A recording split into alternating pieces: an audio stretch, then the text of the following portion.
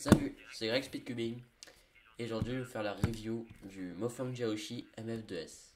Donc le 2x2 de Mofang Jiaoshi qui est une sous-marque de Moyu, donc qui est censé être un peu cheap, mais vous allez voir quand même que ce cube est excellent, voire même parfait.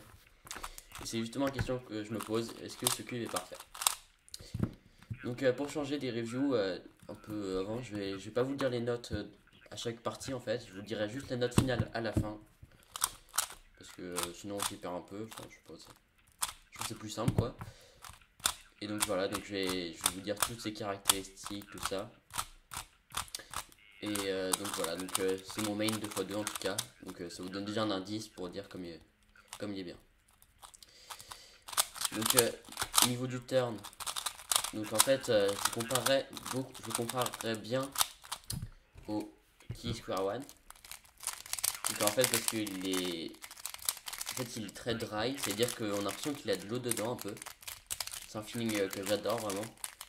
C'est un feeling assez doux et vraiment pas crunchy quoi, comme au contraire de pas mal de 2x2 comme le Moyu Waipo qui a un feeling super crunchy avec beaucoup de cran, tout ça.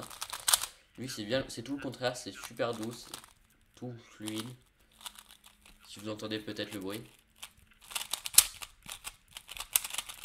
vous voyez, il fait pas beaucoup de bruit en fait. Souvent comme ça les cubes smooth ou doux, ils font pas beaucoup de bruit et là c'est vraiment le cas. Donc le turn il est plutôt rapide, vous voyez, même très rapide d'ailleurs. Mais, euh, mais en fait il reste quand même assez stable en fait. Même en étant très rapide quand même pas, mais même en étant rapide, il reste très stable. Vous voyez, jamais de problème de stabilité. Donc pour le turn c'est vraiment un truc qui me correspond énormément. C'est le genre de cube que je préfère, enfin au niveau du turn. C'est comme ça que je préfère, souvent en tout cas. Même si des fois j'aime bien changer de main et du coup ça change de. Voilà. Donc au niveau ensuite des blocages, donc il y en a quasiment jamais. Vous voyez, je fais des résolutions, souvent j'en ai zéro. Parce que au 2x2 c'est très important de ne pas en avoir dans les résolutions. Sinon vous risquez vraiment de faire des mauvais temps. Donc au 2x2 c'est très important de ne pas avoir de blocage. Vous voyez que je fais plein d'ascenseurs là et vous voyez que j'en ai zéro. Donc là il a aucun problème là-dessus. Il a zéro blocage. J'en ai quasi, enfin j'en ai mais rarement. Et au niveau du corner cutting, vous voyez 45, un peu plus de 45, on va dire 50 peut-être. Vous voyez, j'arrive à passer à 50 degrés. Bon, c'est assez classique pour un 2x2, c'est une des catégories où c'est pas le meilleur, mais c'est classique, quoi, c'est normal. Par exemple, ça correspond bien par exemple au Muyo Waipo, sauf s'il est très desserré. Donc je l'ai un peu desserré lui, mais pas énormément. Voilà. Et j'ai pas eu besoin de lubrifier. Je crois que je l'ai quasiment jamais lubrifié. Il a toujours ce feeling toujours très doux. Et au niveau du corner cutting reverse, bon, c'est pas trop mal, vous voyez. Il y a mieux, mais c'est vraiment. Je trouve que c'est pas du tout un point faible. Parce que, après tout, avoir un bon corner cutting au 2x2, c'est. Enfin.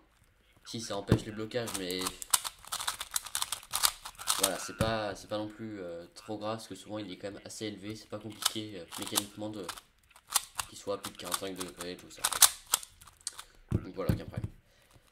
Ensuite, au niveau des pop corner twist, donc corner twist, j'en ai jamais eu. Donc ça va être très simple, très rapide. J'en ai jamais eu de corner twist sur ce cube.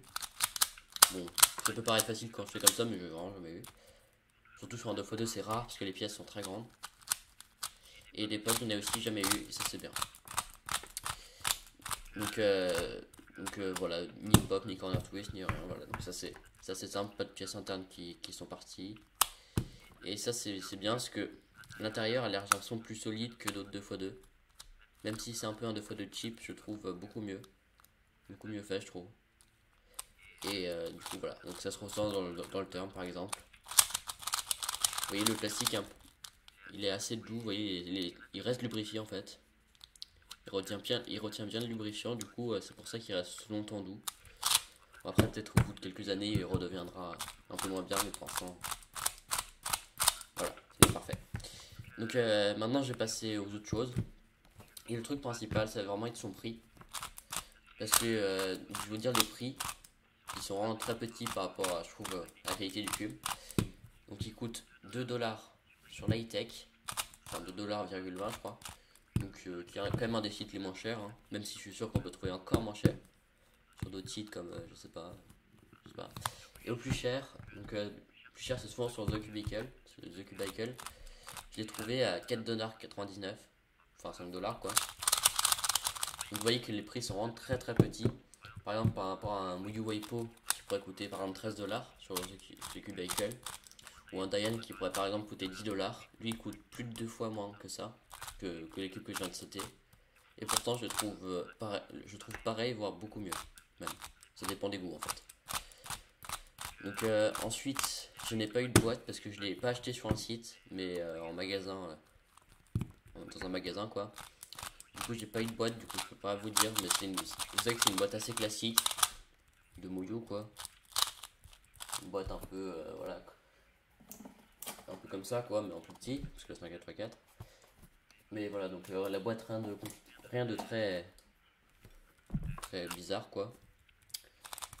Et donc les stickers, je sais pas leur qualité parce que vous voyez qu'il est en stickerless. Mais les couleurs, aussi le color scheme, donc il est assez classique de Muyu, hein. Vous voyez, je le refais, ça me verra mieux. Là vous voyez le orange pas si flashy que ça en fait par rapport aux autres Muyu. Donc un peu moins flashy quand même que les autres Muyu, mais ça reste assez, voilà. Enfin on voit que c'est un Muyu quoi. Une sous-marque de Muyu en tout cas qui est Mofang Jaoshi et qui fait d'autres cubes aussi super bien. 2x2, 5x5 et 7x7 je crois. Je crois qu'ils n'ont pas sorti de 6x6, mais voilà. Donc voilà, donc ça serait tout.